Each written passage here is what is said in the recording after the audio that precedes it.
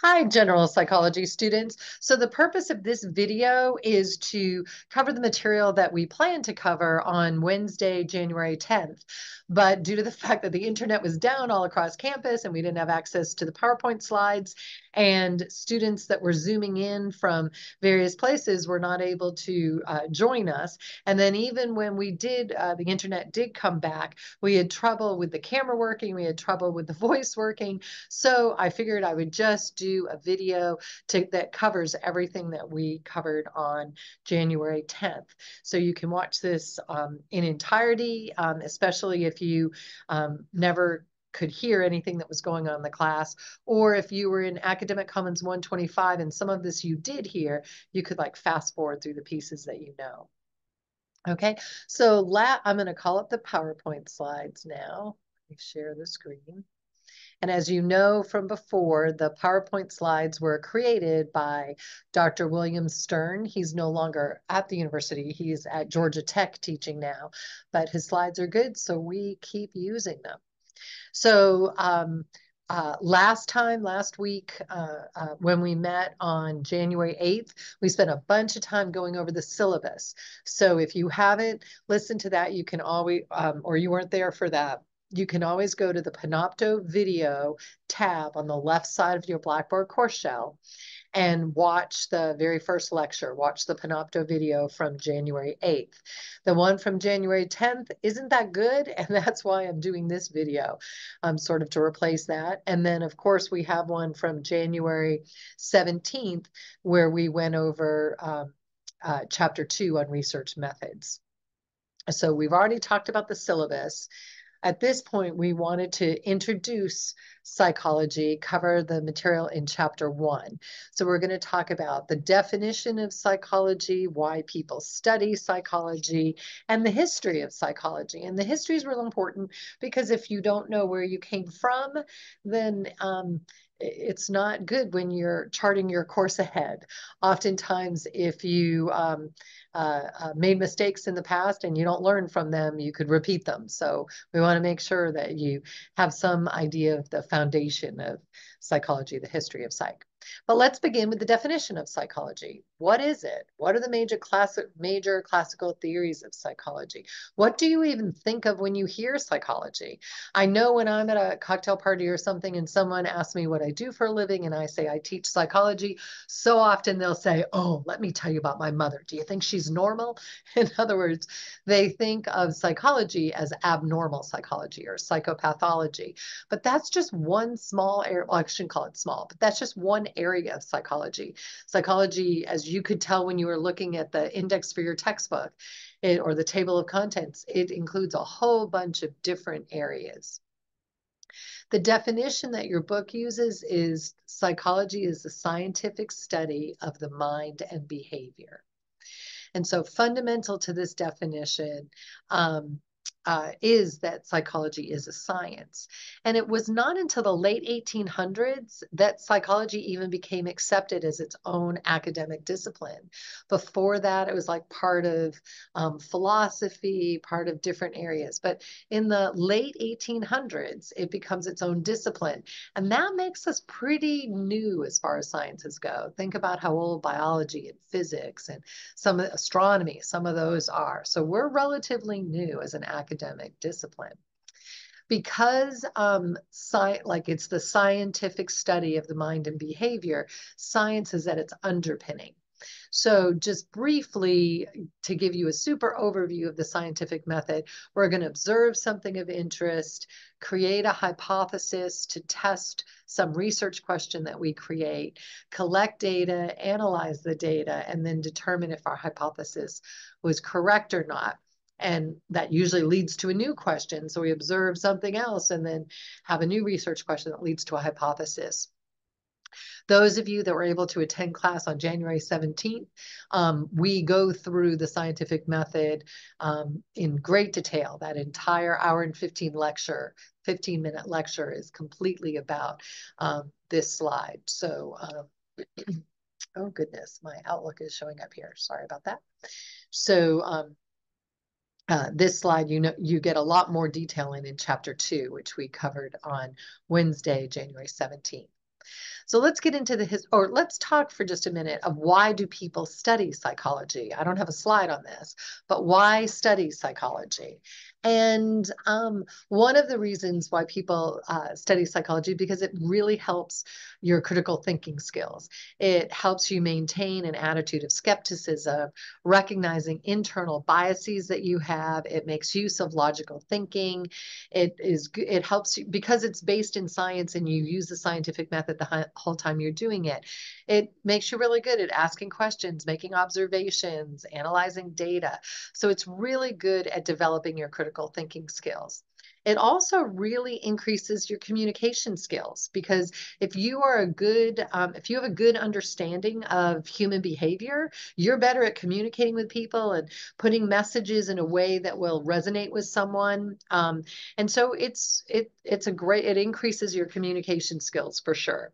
But I mean, to be honest, I did not get into psychology because I wanted to increase my critical thinking skills or increase my communication skills. I got into it because I find human behavior endlessly, intrinsically interesting. I mean, I just think it's fascinating.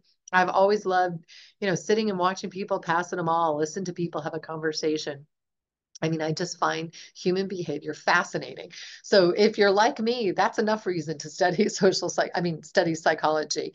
But I think it also will help your critical thinking skills and your communication skills. Okay, so to talk about the history of psychology, again, we need to know where we come from in order to do well in the future. Dr. William Stern always jokes that it all began with two other Williams. So William Wundt and William James. And I find it really funny too, that it's two Williams that started the whole thing. So William Wundt, we'll talk about him first. He is the father of structuralism. So structuralism is this idea that the structure of our bodies, the structure of our minds really influences the way we think and our behavior and our emotions. And so William Wundt is the founder of structuralism. And he wrote the first book in psychology in 1873, and he uses introspection as his main way to underlie to find out or explore the structure of everything. So with the introspection, you basically just ask yourself, he would give himself like a whole list of words to memorize, and then he'd ask himself, what procedure did I use to memorize that list? He'd, say, let me run a mile. How do I feel after I've run a mile? What did I need to do in order to motivate myself to run a mile? What did I think about when I was running a mile? What can I learn about human behavior from watching me run this mile? And so introspection is when you observe your own thoughts, feelings, behavior as a research tool. And again, structuralism as a group is very focused on the structure of things. So there was even a form of psychology at one point where they would look at the bumps on the head. And if you had like a bump in this area, it meant you were immoral, and a bump on this area meant that you were very conscientious and such. And there were even presidents of the United States, people that wanted to be president, who would go and have, their heads examined for the lumps. And if they had bumps in the wrong spot, then people would say they shouldn't be president because they're not going to be moral enough, or they'll be too impulsive, or things like this. But now we know that's all poppycock, that has nothing to do with it. But structuralism says sort of the structure of how things are set up affects your thoughts, your feelings, your behavior, that kind of thing. The other William was here in the United States, not in Germany, and William James. And he's very influenced by evolution theory. And he founded what we call functionalism. This is a different school of psychology. And basically, William James is focused not on the structure of our bodies and structure of things that creates our behavior and our thoughts and our feelings. He's more focused on the function of our thoughts and behaviors. what the thoughts and behaviors and feelings that you have, how do they help you to adapt to the environment? How do they help you to survive? How do they help you to get a mate? How do they help you to create a child and have your genes continue in the gene pool? So he's very focused on the function of everything. He uses the introspection, just like William Wundt does, but he's also very focused on objective measures. Like he wants several people to be able to observe something before you can call the something real. From this background comes Sigmund Freud and the psychoanalytical theory. And many of the ideas that Freud put forth, we now do not believe. In fact, if you want to learn more about Freud, it's really hard to do so in any contemporary psychology department. If you want to know about Freud, you're more likely to be able to take a course about him in an English department rather than a psychology department. But we are going to teach you some of his theories in the personality chapter. And the reason why we are is because what he taught has just seeped into our culture. And so many of the things that we talk about, Freudian slips, dream analysis, I would just wait till I start telling you about it. You're going to go, oh, is that where that comes from? And so for you to understand a lot of the things, a lot of the cultural things that are said, you really want to understand Sigmund Freud's theory. So, but Freud basically, he says that our thoughts, our behaviors, our feelings, they come from an unconscious part of ourselves. So introspection isn't going to work because you don't have access to it. It's all unconscious.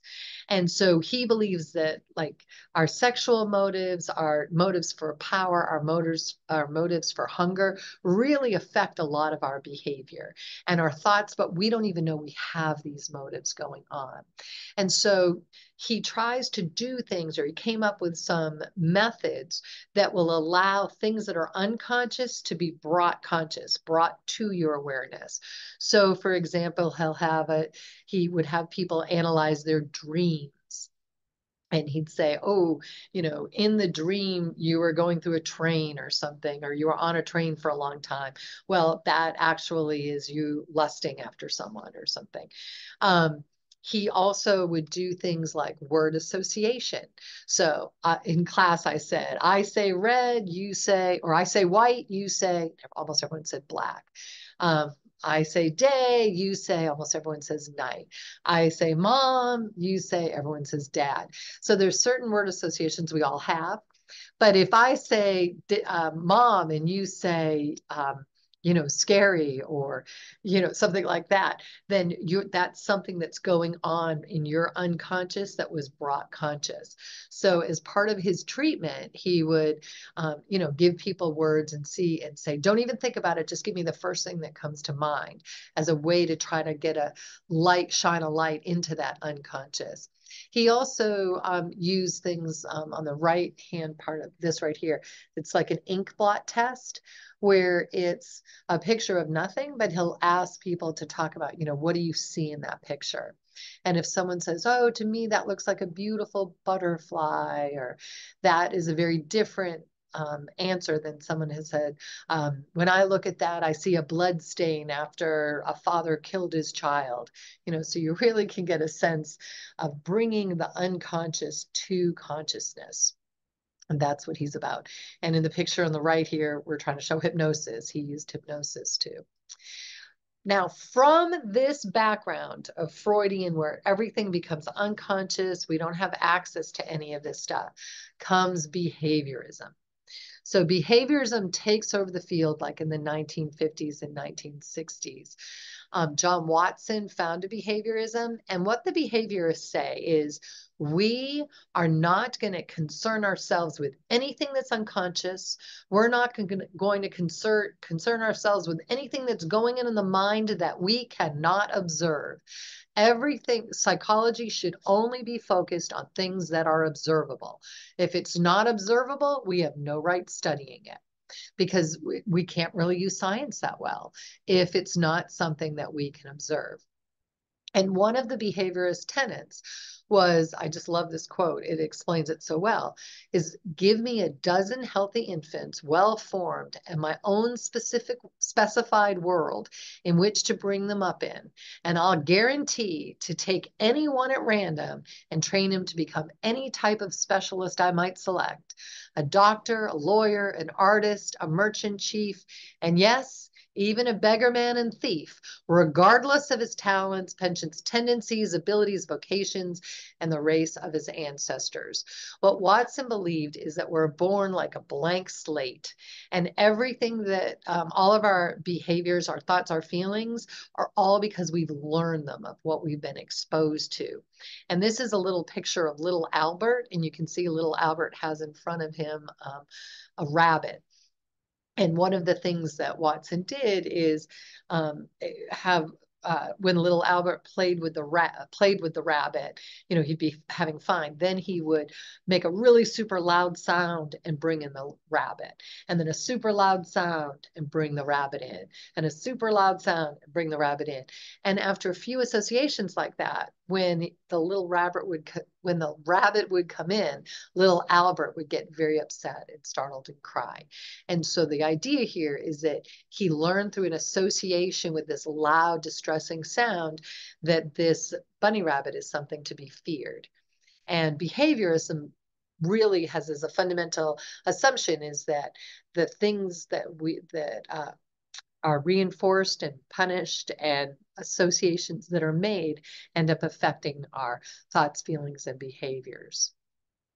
So B.F. Skinner, who's a big behaviorist, actually created this Skinner box that you can see here. And they put all different kinds of animals, pigeons, rats, all different ones in this Skinner box here. And if the light is a certain color and the mice hits a lever, he can get a food pellet. And if another color is there, then maybe hitting the lever would give him a shock through that shock plate where his feet are. And based on that, the animals would learn when to press the lever and when not to. And we'll talk about this when we do the chapter on learning. But at some point in all this, people started saying, we're missing something. Like, yes, focusing so much just on observable behavior, there's a lot more going on here. And so there was a big push for the humanists, and humanism psychology was developed. One of the leaders of this is Abraham Maslow. All the humanists believe that all humans have an innate capacity for good, and that we're always trying to be the best us that we can be. Maslow, one of the leaders of this, he came up with his Maslow's hierarchy of needs. And he basically says that we go from these lower needs up to the higher needs. So until we know that we have enough food, water, warmth, and rest, that's what we're focused on. But after a certain period of time, like right now, when I want food, there's a refrigerator, I can get it. If I'm cold, I can put up the thermostat or put a blanket on. I was able to sleep last night and I have access to water. So now that my physiological needs are met, then I'm going to be worried about my safety needs. Am I about to get bombed? What's going to happen here? And in the United States, most of us have access to food, water, warmth, rest, and we live in a place that's relatively safe and secure. Now, that's not true of everyone. If you're unhoused right now, then you don't have any of these things. And you might even own a home or be renting a home, but you find the apartment that you live in or the place that you live scary, and that there's you're at threat to be robbed or something like that. Well, then you're working on your safety needs.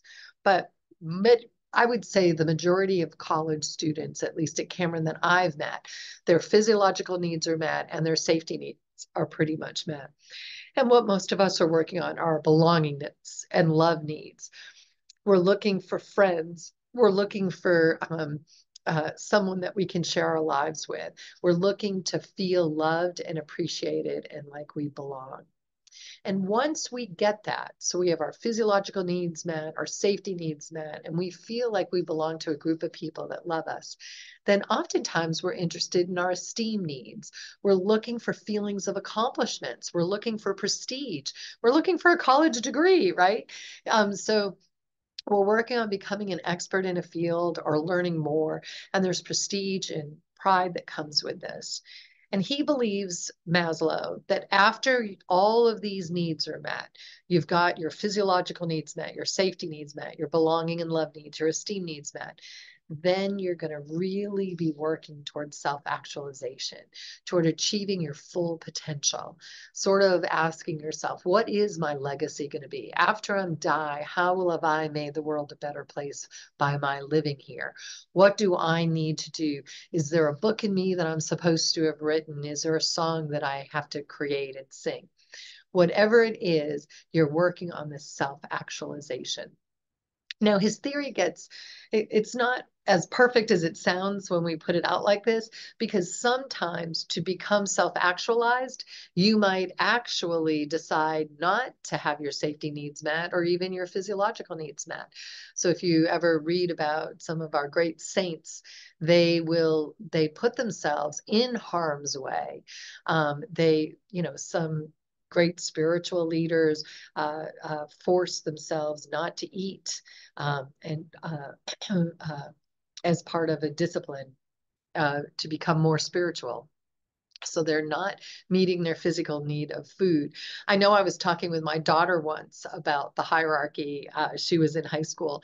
And when I was talking about self-actualization, she said, yeah, it's like some of the people who are trying to get their esteem needs met, maybe a female working in business, might have to wear high heels to do so, or feel like she needs to do so in order to move the way up in the company. And that certainly causes some pain if the high heels are really high and uncomfortable. So she's almost taking a nick to the physiological need to have an esteem need met.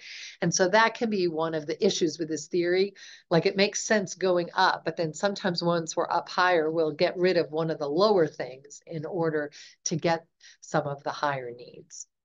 One of the other great leaders of humanistic psychology is Carl Rogers, and his ideas are just awesome. He's the one who created client-centered therapy. And with client-centered therapy, the idea is that the client knows what the client needs, that the client has all the answers. That another way of saying it is that you know you better than anyone knows you. And only you know what you need for you to get to the next level of you, for you to be the next version, the better version of you. The only one who will know that is you. And so the therapist really needs to basically just give the person a safe place to explore. And so Carl Rogers believes that a therapist can play the role of the person who gives anyone or gives their client unconditional positive regard. This idea that I'm going to honor you as a human being unconditionally, no matter what you do or no matter what you've done, I'm going to see you in this positive light. Why? Because you're human, and being a human means you have this potential for good. And so a lot of times when you follow his therapy, his type of therapy, you reflect back to the client what the client has said. So I can remember learning about this when I shared this on Wednesday, January 10th. I can remember when I first learned about this, I thought, I'm going to try this out. And my brother called and he was kind of upset about something. And I thought, I'm just going to try this out. So whatever he said to me, I just mirrored back to him, reflected back to him using different words. So I can't remember all these years later what the conversation was. But if he had said something like, I am just so mad at my boss. So you're angry with your boss? Yes. You wouldn't believe what he did. Even though I've been there last three Christmases and holidays, I had to work. He's still making me work again. So you're thinking it's unfair that he always expects you to work on holidays and not some of the other people? Exactly. And and I just would say back to him what he was saying to me. Nothing more. That's it. And at the end, I think we were on the phone for an hour. He was like, Mary, this is the best conversation we've ever had. I feel like you totally understand me. And I was just going, oh my gosh, this works. So this unconditional, that's sort of reflecting back to the person what they are. Unconditional positive regard. And Carl Rogers believes that children need this desperately, that if you could just have one person in your life who gave you unconditional positive regard, you'd be very emotionally healthy. And if you didn't have someone in your life to do that, the therapist can play this role. And I shared last Wednesday that for me, it was my grandmother, my mom's mom. When I was a kid, when I walked into the room and I looked at her, her whole face lit up. I knew that she just thought I was the best thing since buttered bread. And she would sit there and listen to me go on and on about absolutely nothing. And if I danced, she'd watch me dance. If I sang, she'd listen to the song very intently, like everything that I was saying was just so interesting. And being one of 6 children, of course, no one else would have felt that way. It was like, could you please do your stuff, take care of the younger ones, and move on. But to have this one person delight in everything that you say or anything that you found interesting, she'd want to hear all about it. Why did you find it interesting? Oh, I wonder what that means.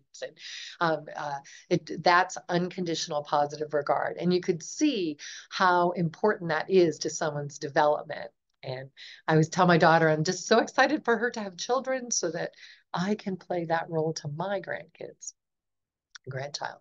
Okay, so that's humanist theory. Well, now it's so you can see we've gone through the 2 Williams with functionalism and structuralism. Then the unconscious motives lead to everything. That's the psychoanalytical theory with Freud. We go way to the other side of the pendulum with behaviorism now, where we're going to ignore anything that's unconscious, and all we're going to care about is what we can see, and we can control everything through rewards and punishments and associations. And then this, well, maybe we can't. Really, humans are born with some innate ability to be good, and we really need to help support one another and reflect back to one another how to be good. Where do we go from here? Well, it seemed like there was even though behaviorism was dominating for everything, there seemed to be this idea like, no, we got to really look at what are people thinking too. And so in the 1980s, cognitive psychology sort of took over the whole field. And I would argue right now where the field is, it's very neuroscience, very biopsychology seems to be very important to everyone.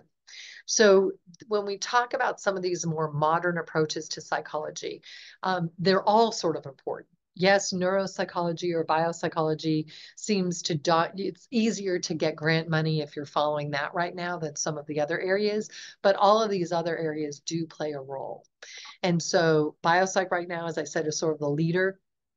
Biopsychology talks about how does our biology end up affecting our thoughts, feelings, and behaviors.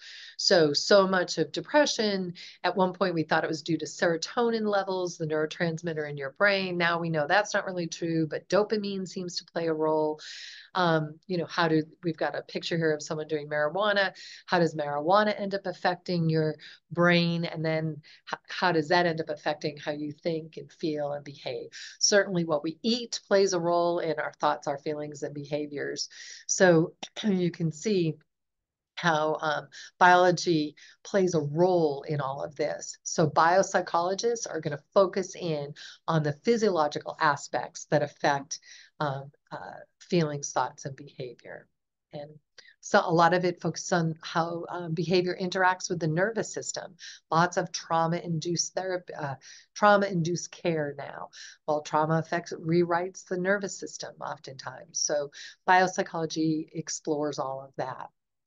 Evolutionary psychology tries to explain our behavior by saying behaviors we have right now exist because they're adaptive. They kept us going.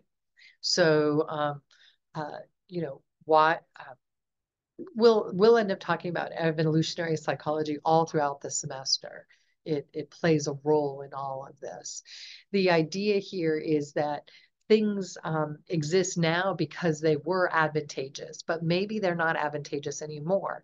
So I shared with the class on Wednesday, January 10th, how both of my children and my husband all have ADHD, attention deficit and hyperactivity disorder.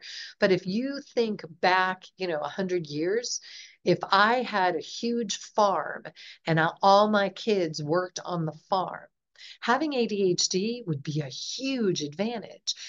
People with ADHD, they move all the time. They're always out of the box thinkers. They kind of flip from thing to thing. They'd be in the field loving moving around, grabbing what needed to be done, probably going, this isn't the easiest way to do this. Let's try it this way instead. They tend to be really creative. Um, think about how maybe that's why there's so much ADHD, because people who had that were very successful during that period of time. So those genes would get passed on. Right now, if you have ADHD, it's really hard to sit still in a classroom. Now, when you're in third grade, they're not, or fifth grade, they're not expecting you to be in the field gathering potatoes or whatever. Now they want you to sit in a classroom and open up a book. And that's going to be much harder for the person with ADHD. So you can see how what was adaptive, maybe not now, and then we label it as abnormal behavior. But is it really abnormal, or is it just not adaptive right now, but at one point it was? Another area of psychology is cognitive psychology. It focuses on how our thoughts and mental processes influence our behavior. So here it's talking about how when you view something, you then process information about it, you decide how you're going to respond, and then you respond. And there's lots of interesting research that's done in cognitive psychology, like does caffeine influence your reaction time? And you can see in this graph here, it certainly does. Your reaction time is much quicker if you're caffeinated than if you're not caffeinated. So those of you that drink coffee, there's a reason why you do. The forgetting curve is shown here. How reliable is human memory? Not very reliable at all. Why do some things grab our attention more than others, especially things that we're told we can't see? You censor something, everyone wants to look at it. So these are all questions that cognitive psychologists explore. Developmental psychologists try to focus on the ways that we change over the lifespan. What we oftentimes will say from cradle to coffin, what stays the same and what changes. And so obviously infants don't act the same as children or as teens, as emerging adults, as people that are aging, and even the aging. You've got, people like, you sort of got the younger old, the medium old, and the old.